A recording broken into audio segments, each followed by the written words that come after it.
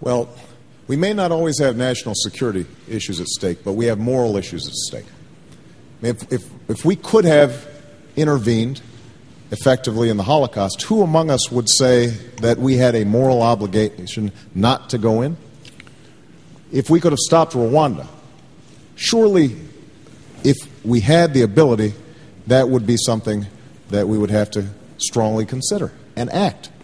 So, when genocide is happening, when ethnic cleansing is happening somewhere around the world, and we stand idly by, that diminishes us.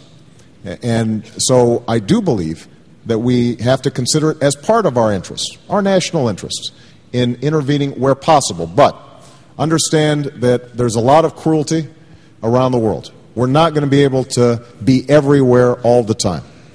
That's why it's so important for us to be able to work in concert with our allies. Let's take the example of Darfur just for a moment.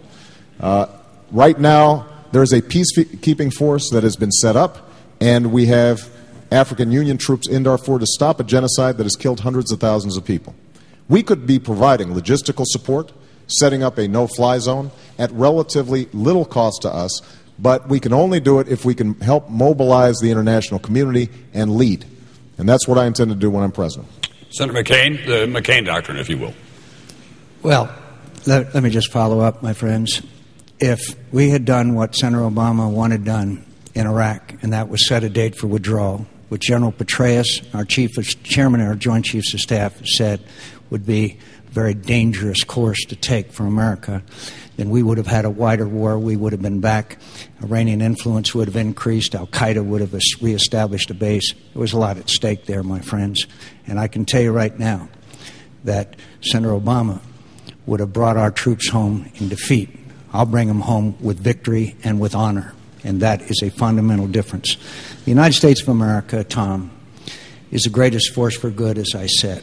And we must do whatever we can to prevent genocide, whatever we can to prevent these terrible calamities that we have said never again. But it also has to be tempered with our ability to beneficially affect the situation. That requires a cool hand at the tiller. This requires a person who understands what the limits of our capability are. We went in to Somalia as a peacemaking organization. We ended up trying to be, as peacekeeping organization. We ended up trying to be peacemakers, and we ended up having to withdraw in humiliation. In Lebanon, I stood up to President Reagan, my hero, and said, if we send Marines in there, how can we possibly beneficially affect this situation? And said we shouldn't. Unfortunately, almost 300 brave young Marines were killed. So you have to temper your decisions with the ability to beneficially affect the situation and realize you're sending America's most precious asset, American blood, into harm's way. And again, I know those situations. I've been in them all my life. And I can tell you right now, the security of your young men and women who are serving in the military are my first priority right after our nation's security. And I may have to make those tough decisions, but I won't take them lightly. And I understand that we have to say never again to a Holocaust and never again to Rwanda.